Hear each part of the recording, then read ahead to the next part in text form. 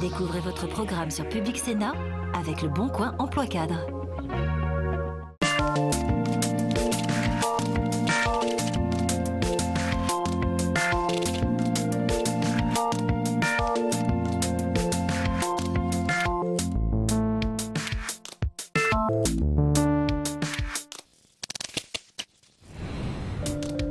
Bienvenue dans le magazine de l'emploi. L'environnement, c'est un secteur porteur, une promesse d'avenir pour l'emploi, une transformation radicale des métiers, on nous le répète sans arrêt.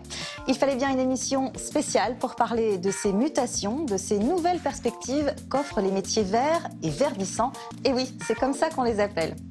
Comment se former, trouver un job, s'engager dans un monde du travail plus éco-responsable? Nous allons découvrir dans ce magazine les expériences inspirantes de ceux qui l'ont fait. Marie-Laure a quitté une carrière d'orthophoniste pour une profession en accord avec ses valeurs, la protection de l'environnement. Aujourd'hui, elle conseille les entreprises sur le développement durable. Elle vient nous expliquer comment elle y est parvenue. L'environnement d'Isabelle, ce sont des poules, des agneaux, des arbres fruitiers. Elle est éleveuse bio en Seine-et-Marne. Plus qu'un métier, c'est un engagement. Recycler, c'est écolo et cela peut être aussi solidaire. L'association Rejouer donne une seconde vie à des jouets usagés et offre un emploi durable à des personnes en situation de précarité. Des expériences partagées, des conseils, mais aussi des outils pour décoder le monde du travail, c'est le magazine de l'emploi. Et ça commence tout de suite avec un point sur le développement en France des emplois verts et verdissants. Un joli nom pour décrire les métiers qui concernent directement l'environnement et ceux qui sont amenés à évoluer pour prendre en compte les enjeux écologiques. On commence notre périple concernant les emplois verts et les secteurs verdissants par Paris. Alors vous me direz, il y a peut-être des endroits plus bucoliques que la capitale pour parler écologie. Mais c'est là que nous allons rencontrer notre expert, car avant de nous aventurer aux quatre coins du pays, nous avons quelques petites questions à lui poser comme quels sont les secteurs verdissants qui recrutent ou tout simplement, qu'est-ce qu'un emploi vert? Ce qu'on appelle emploi vert, c'est les emplois qui vont être en lien avec la protection de l'environnement ou la transition énergétique.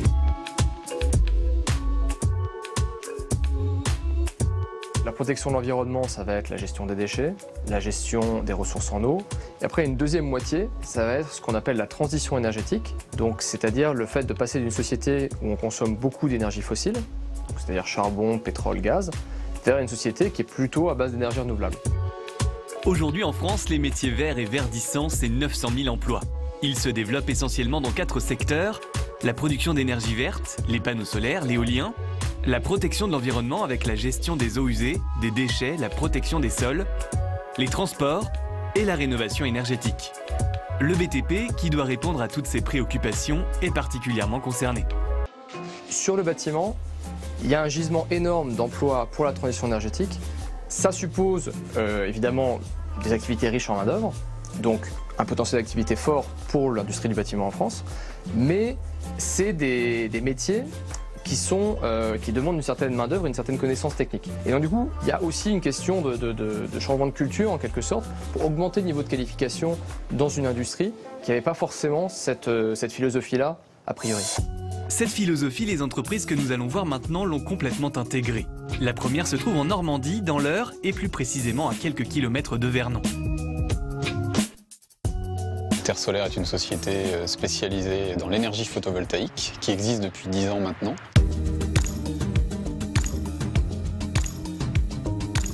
Nous croyons au photovoltaïque, c'est une énergie à la fois propre et recyclable. L'entreprise est en plein développement sur un secteur très porteur. Nous sommes aujourd'hui 25 salariés. En 2018, nous allons couvrir à peu près 25 000 m² de toiture en panneaux solaires. Notre objectif d'ici 2-3 ans, c'est de doubler cette surface couverte. Si Julien Dahan est aussi optimiste sur le développement de son activité, c'est que son marché est en train de changer. Donc historiquement, le photovoltaïque était peu développé car très cher et donc réservé à quelques marchés de niche du type les satellites ou des balises maritimes. Il faut savoir que par exemple, ne serait-ce que ces 10 dernières années, le prix des panneaux a été divisé par 10. Divisé par 10 carrément? Et chez Terre Solaire, pas de problème de facture d'électricité. Là, une fois que le soleil va se coucher, c'est la batterie qui reprend le relais. Donc là, à minuit, On ne consommait toujours pas d'électricité, on était autonome. 90% de l'électricité dans notre bâtiment vient des panneaux qui sont installés sur 2 petites ombrières de parking. Si vous n'êtes pas un pro du photovoltaïque, pas d'inquiétude, l'entreprise a la solution.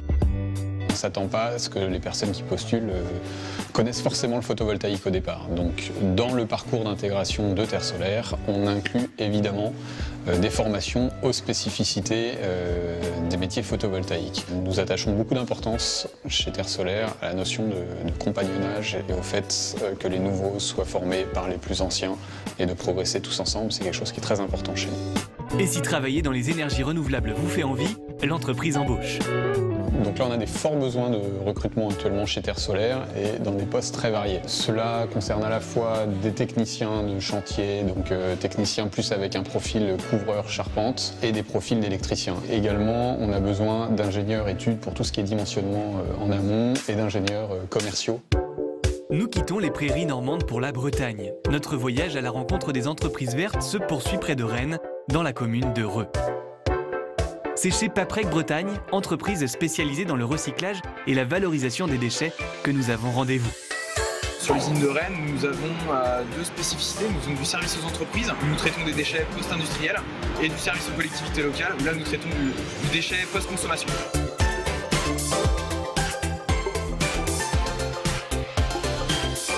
Et pour collecter et traiter tous ces déchets, il en faut du monde. Sur le site du Reux, nous sommes aujourd'hui environ 160 personnes, réparties avec une centaine de personnes sur l'usine de traitement des collectes sélectives et une soixantaine de personnes sur la partie chauffeur, logistique, au niveau du service aux entreprises. Pour travailler dans cette entreprise, pas forcément besoin d'expérience, l'envie d'agir pour un plus grand respect de l'environnement suffit. On va rechercher des personnes qu'on va former directement, puisqu'aujourd'hui c'est des métiers quand même qui sont très spécifiques, notamment sur les matières à trier. On fait de la formation sur site, donc pas forcément de qualification au préalable. Trier les déchets sur notre usine, ça touche un peu à la vie de tous, donc ça donne un intérêt et un sens un peu aux missions, même si c'est vrai que ça reste un travail à la chaîne qui peut potentiellement avoir des contraintes en termes de cadence ou de rythme. Malgré tout, on est sur une activité qui a un sens environnemental et ça peut donner un peu d'attrait à la mission qu'on réalise au quotidien. Et l'entreprise recrute. Aujourd'hui, sur des postes de maintenance, trouver des agents qualifiés qui puissent répondre aux contraintes de notre industrie, c'est très compliqué. Il y a beaucoup de concurrence et beaucoup de tensions sur ce marché de l'emploi. Tout au long de l'année, nous sommes en recherche de différents profils devant le développement que nous avons actuellement sur ce périmètre du Reux. Nous recherchons des profils de chauffeurs, des profils d'agents de maintenance et également des agents de tri. Des postes qui peuvent vous intéresser, que vous soyez dans la région ou pas. Si ces offres d'emploi vous intéressent, vous pouvez retrouver les contacts des entreprises sur la page de l'émission via le site publicsena.fr. Dans la série des acronymes impossibles à deviner, la palme revient à coup sûr au RSE, parfois DD. Indice chez vous, environnement, forcément, pour cette spéciale.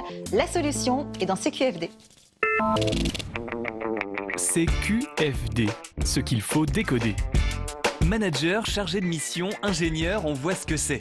Mais dans les offres d'emploi, ces postes sont souvent suivis aujourd'hui de 5 lettres mystérieuses, RSEDD. Allons bon, mais qu'est-ce que ça veut dire ? La RSE, tout d'abord, c'est la responsabilité sociale des entreprises. Cette responsabilité, c'est donc celle des entreprises par rapport à leur impact sur l'environnement ou sur notre société. Ces 2 aspects sont ici un peu rapidement réunis sous le terme social et parfois complétés par les lettres DD. Ce DD n'est pas le diminutif d'André, mais celui de développement durable. Une entreprise peut mettre en place une stratégie RSEDD. Elle cherchera par exemple à réduire ses déchets papier ou les gaz à effet de serre qu'elle dégage. Mais la RSEDD peut aussi viser la promotion de la diversité dans le recrutement ou l'amélioration du bien-être au travail. Pour mettre en place sa stratégie RSEDD, l'entreprise a besoin d'ingénieurs, de chargés de mission, de managers ou encore d'ingénieurs RSEDD. Ces compétences particulières, ces employés les acquièrent grâce à leur formation initiale ou en suivant une formation complémentaire. L'entreprise met en place une stratégie RSEDD pour répondre aux obligations légales en matière d'environnement par exemple. Mais elle peut aussi choisir d'aller plus loin que ses contraintes afin de répondre aux nouvelles attentes en la matière de ses partenaires, des consommateurs et des citoyens. Dans les 2 cas, ces transformations de l'entreprise sont la promesse d'une augmentation des offres d'emploi RSEDD, CQFD. Marie-Laure a 34 ans. Pendant 10 ans, à Metz, elle a exercé en tant qu'orthophoniste jusqu'à ce qu'un grave accident de voiture lui fasse prendre conscience qu'elle n'était pas à sa place. Aujourd'hui, Marie-Laure est éco-conseillère, un métier plus proche de ses valeurs qui lui permet de participer activement à la protection de l'environnement. Bonjour Marie-Laure. Bonjour. Votre reconversion, ça ressemble à un acte citoyen. Alors vous avez fait de longues études pour devenir orthophoniste. D'ailleurs, vous aimiez ce métier. Avec le recul, qu'est-ce qui ne vous correspondait plus ? Ce basculement s'est surtout opéré suite à un bouleversement dans ma vie. Sinon, je pense que je serais toujours orthophoniste actuellement. Qu'est-ce qui s'est passé dans votre vie pour que vous ayez ce déclic ? J'ai eu un grave accident de voiture et des lectures pendant ma période de convalescence m'ont convaincue qu'il fallait que je change de voie. Quel type de lecture ? Beaucoup d'articles sur des sujets environnementaux. En fait, j'ai mis le pied dans le développement durable à partir des cosmétiques. J'étais une très grande fan de tout type de cosmétiques. Et je me suis aperçue que dans les compositions de ces produits, il y avait énormément de produits pas très bons pour la santé. Et en faisant quelques recherches, j'ai trouvé des alternatives. Et je me suis dit, si les alternatives existent, pourquoi ne pas les utiliser et pourquoi ne pas les promouvoir finalement. J'ai changé mes cosmétiques, j'ai changé mon alimentation et j'ai décidé de changer de carrière suite à ça. Alors justement, aujourd'hui, vous êtes éco-conseillère. Ça consiste en quoi précisément ? Alors les éco-conseillers sont des personnes qui accompagnent et facilitent tout type de projet de développement durable. Ça peut être les énergies, l'eau, l'air, l'urbanisme, l'aménagement ou vraiment tout domaine qui cherche à devenir plus vert. Pour qu'on comprenne bien en quoi consiste votre métier, vous pouvez nous expliquer un petit peu quel a été votre dernier client, par exemple, et ce que vous avez fait pour le guider vers le développement durable ? C'était un projet qui visait à étendre de nouveaux modes de consommation, donc en l'occurrence la location de vêtements, et de permettre aux grandes marques de proposer à leurs clients de louer les vêtements plutôt que de les acheter. Toujours dans une optique de réduire le gaspillage vestimentaire. Et pour permettre au projet de se développer, de se structurer et de se pérenniser, j'ai été chargée de rechercher des financements. J'ai été en charge de créer des partenariats. J'ai été chargée de représenter le projet auprès de professionnels, auprès d'un public pour le sensibiliser, pour amener les gens à réfléchir sur d'autres façons de consommer. Et qu'est-ce qui vous plaît alors dans cette activité ? On peut vraiment avoir un impact hyper positif, très positif sur l'environnement et à la fois les êtres humains. Et d'ailleurs, dans le domaine dans lequel je travaille actuellement, le textile, le fait de travailler sur ces filières-là, de les améliorer, on a vraiment un impact très positif sur les conditions de travail des gens et les conditions de vie des gens. Alors, quels sont justement les problèmes à résoudre dans ce secteur en particulier ? Eh bien, premièrement, effectivement, replacer l'humain au centre de cette démarche. Il y a énormément de travail à faire sur les impacts environnementaux, la culture du coton qui est très gourmande en eau et en pesticides. En bout de chaîne, bien sûr, il faut travailler sur les modes de consommation, faire de la sensibilisation et de l'information des consommateurs pour qu'ils se rendent compte, lorsqu'ils achètent un vêtement, leur acte d'achat a un impact concret sur l'environnement et les êtres humains. Il y a énormément de petites initiatives, de petites start-up qui ont des idées innovantes, géniales. Quoi, par exemple ? Alors, par exemple, je pense à Pili qui fait une teinture à base de bactéries. Elles obtiennent une teinture bleue et ça évite d'avoir d'utiliser des agents chimiques. Voilà, des agents chimiques, notamment pour tout ce qui est jeans ou vêtements tout venant. Avant d'être éco-conseillère, vous aviez donc déjà cette fibre écolo. Vous n'avez pas eu peur de vous lancer ? Alors oui, avant j'avais déjà un peu cette fibre écolo du fait de mon enfance. J'ai été beaucoup sensibilisée à la nature, aux écosystèmes. Je pense qu'au fond de moi, ça me manquait de ne pas avoir pu développer cette sensibilité-là dans mon travail précédent. Il fallait que je change. J'ai exploré différentes voies via un bilan de compétences et c'était toujours ce chemin-là qui ressortait. Voilà. D'accord. Alors justement, la formation s'est passée comment ? La formation s'est déroulée en 2 temps, 6 mois d'apprentissage théorique à Strasbourg. C'est une formation qui est faite en association avec l'INSA de Strasbourg, l'école d'ingénieurs, et l'organisme Éco-Conseil. Une fois la formation terminée, comment est-ce que vous avez trouvé votre premier travail? Le stage que j'ai effectué au sein de la start-up m'a permis de me constituer un réseau de professionnels et j'ai un fonctionnement peut-être un peu particulier. J'y vais à l'audace et au culot et je n'ai pas peur d'aller à l'encontre des gens et de parler avec eux, de leur faire part de mes projets, de mes idées. Et souvent, il y a des synergies qui se créent. Et c'est une force, je pense, que j'ai qui m'a permis de trouver les bons contacts pour démarrer des projets. Merci Marie-Laure d'être venue partager votre parcours. Merci à vous. Merci beaucoup. L'environnement d'Arthur Perticose, c'est l'entreprise, les start-up. Voilà pourquoi il est bien placé pour nous donner des bons plans, des conseils pour décrocher un boulot. Bravo, vous avez atteint l'étape de l'entretien d'embauche. Maintenant, il va falloir assurer dès les premiers mots. Ma question préférée en entretien d'embauche, au fait, qui es-tu ? Et là, souvent, c'est le drame. Car oui, un « Bonjour, je suis Arthur Perticose, créateur de start-up », c'est pas super efficace comme entrée en matière. Il faut savoir se pitcher. Un pitch doit avoir 3 qualités. D'abord, il doit raconter une histoire, celle de votre parcours. Elle n'est ni exhaustive ni chronologique. Elle repose sur 2 ou 3 faits concrets de votre vie professionnelle ou personnelle qui vous permettent d'expliquer 3 choses. Qui vous êtes, où est-ce que vous allez et en quoi ce poste est cohérent pour vous et vous pour la boîte. Et ne pensez pas que vous n'avez rien à raconter. On a tous une histoire. Pour la rendre crédible, faites une liste de tout ce que vous avez pu accomplir, faire, tester, et même vos erreurs ou échecs. Tout cela vous différencie et vous met en valeur. Ça peut être un stage ou un petit boulot. Ça peut être un chiffre d'affaires atteint, ou même un échec dans la création d'une entreprise. Enfin, pour capter toute son attention, le pitch doit être adapté à votre interlocuteur. Alors vous préparez plusieurs versions. Reprenez votre liste et adaptez environ 20% de votre pitch pour l'orienter sur une autre facette de votre personnalité, une autre compétence qui correspond plus précisément à ce job. Un petit conseil pour finir, répétez votre pitch, testez-le auprès de votre entourage pour vérifier qu'il est bien clair et qu'il donne envie d'en savoir plus. Et voilà le travail.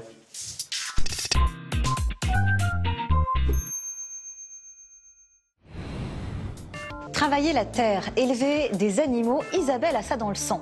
Elle a d'ailleurs repris l'exploitation familiale. Et si elle est dans cette émission spéciale environnement, c'est parce qu'elle produit bio. Une évolution qui a transformé le métier d'agriculteur. C'est pour elle une évidence et même une profession de foi.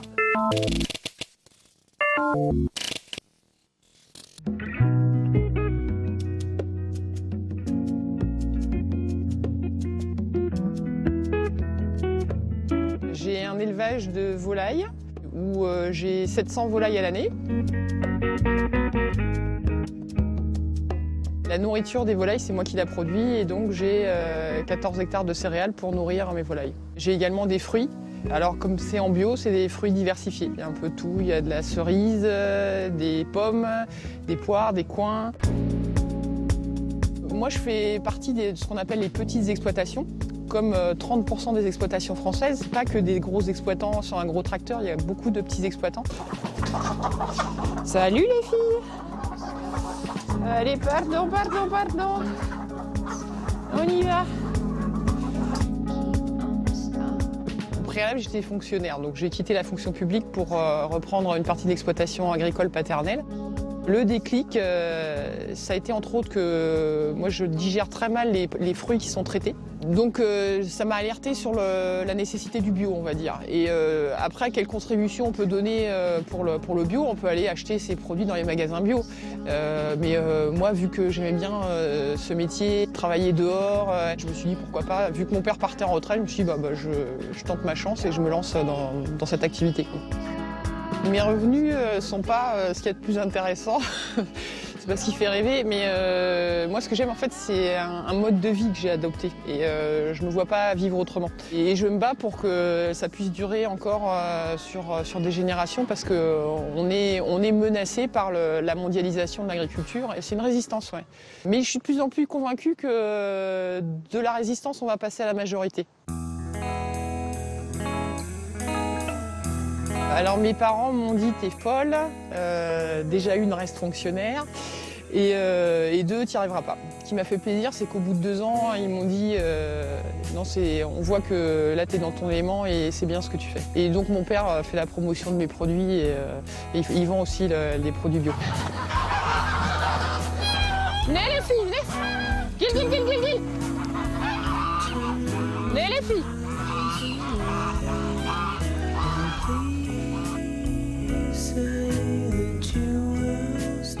Le but du bio, c'est de recréer des écosystèmes pour que chacun complète l'autre.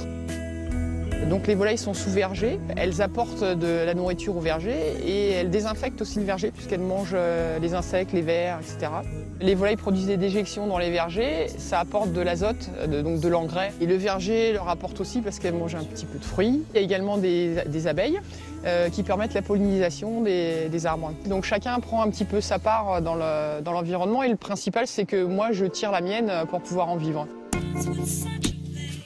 C'est pas forcément du laisser vivre, mais c'est l'impression que ça peut donner. Moi, j'ai des collègues des fois qui me demandent oui, qu'est-ce que tu fais quand t'as des limaces, qu'est-ce que tu fais quand t'as ça, qu'est-ce que tu fais quand t'as... Je fais rien parce qu'en fait, c'est déjà en place et c'est les plantes qui vont se défendre ou c'est les animaux qui vont se défendre.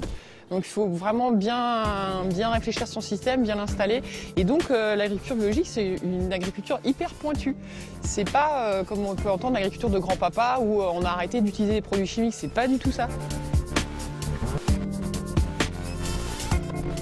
Je suis en vente directe, soit en AMAP. Donc les AMAP, c'est les associations pour le maintien de l'agriculture paysanne, des consommateurs qui se regroupent pour acheter en local et de préférence en bio. Je travaille depuis peu aussi avec des coopératives de consommateurs. Donc là, ce sont des consommateurs qui créent un supermarché, donc qui gèrent le supermarché et qui travaillent en direct avec des producteurs. C'est une récompense, moi, quand on me dit « Ah, votre volaille était super bonne, et on s'est régalé », ça c'est un plaisir. C'est beau ça, hein? C'est beau, hein? Allez, va manger. Va manger, hein? Je fais pas des bisous aux poules. Non, c'est parce que les poules me font pas de bisous. Et vous sortez pas!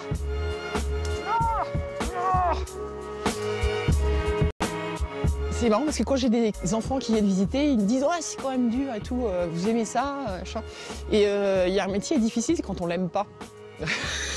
Donc quand on l'aime bien, non, c'est pas difficile. Oui, il y a beaucoup d'heures, mais c'est comme ça. Moi, je suis née dedans, en fait. Je suis la 3e génération d'agriculteurs, donc ça me choque pas, quoi. On n'a jamais travaillé aux 35 heures. On sait qu'en saison, entre mai et octobre, on vit avec le rythme du soleil, donc les journées sont longues et donc nos journées de travail sont longues. En hiver, c'est plus court, quoi.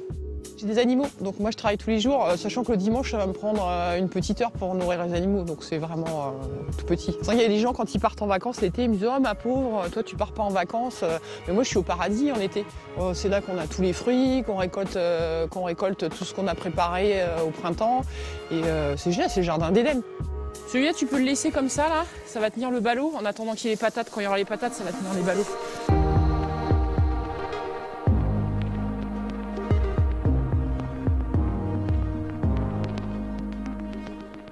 On s'aide avec des outils et on s'organise pour que ce soit pas trop physique, quoi. Je suis aidée par mes parents, je suis aidée par mes enfants, donc il y a une transmission comme ça, verticale, entre les générations. Ça s'est peut-être vu, je suis une femme et je travaille dans le milieu céréalier, donc c'est possible.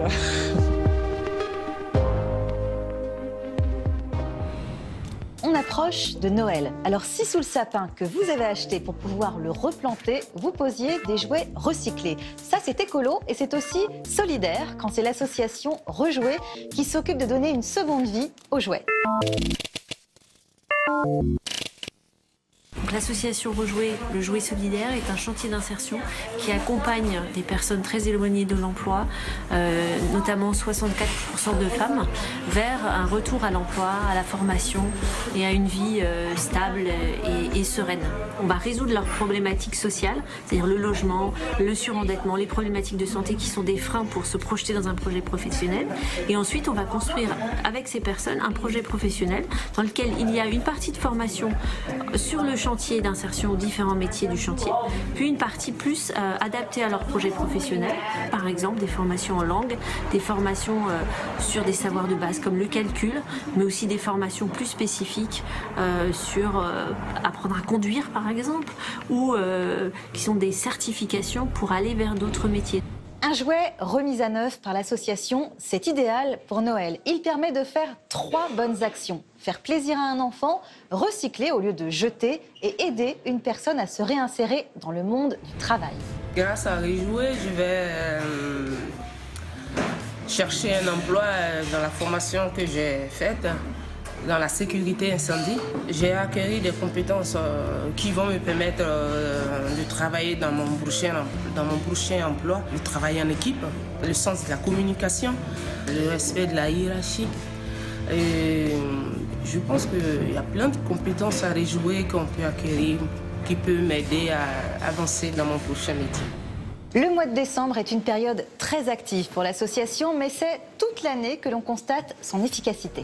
L'avantage en fait d'être dans un parcours d'insertion dans notre association, c'est qu'il mêle à la fois de la formation continue sur place, sur site, de la formation externe et aussi des expériences métiers sous forme de stage. Donc on incite et on accompagne les salariés à trouver des stages d'une durée d'une semaine à un mois pour qu'ils découvrent la réalité d'un métier. Je veux être femme de chambre, je vais pouvoir faire un stage de femme de chambre parce que Rejouer va aider à trouver le stage. 57% des personnes accompagnées par l'association Rejouer retrouvent un emploi ou une formation qui leur permettra d'accéder à un emploi.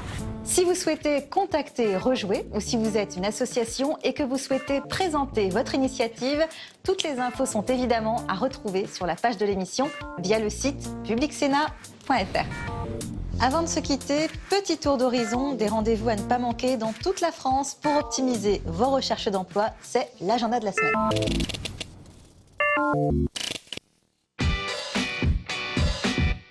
En 2019, c'est en France et plus précisément à Dunkerque que se tiendront les Assises européennes de la transition énergétique.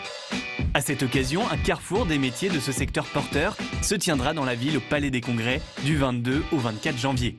Que vous soyez étudiant, demandeur d'emploi ou en recherche d'une reconversion, venez découvrir les métiers de la transition énergétique.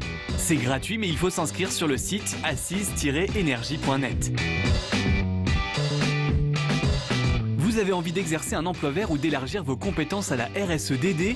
Le Conservatoire national des arts et métiers, le CNAM, propose 60 formations dans les domaines de la santé, de l'agroalimentaire, de l'ingénierie, du BTP ou encore de l'économie, toutes spécialisées développement durable. Formation initiale, continue, en alternance ou encore certificat de compétences ou de spécialisation, elles sont toutes sur le site du CNAM. Objectif 2030 se définit comme la plateforme au service du développement durable. Elle organise un MOOC sur le sujet. Ce cours sur Internet, gratuit et libre d'accès, sera ouvert du 4 février au 31 mars. Il permet d'obtenir une attestation de connaissances en développement durable à faire valoir devant votre future entreprise RSE par exemple. Pour s'y inscrire, quelques clics suffisent sur le site Objectif 2030 ou via la plateforme Médiataire. Le magazine de l'emploi, c'est fini pour aujourd'hui. On se retrouve très vite avec des conseils pratiques, des infos utiles et de nouvelles expériences motivantes. À bientôt.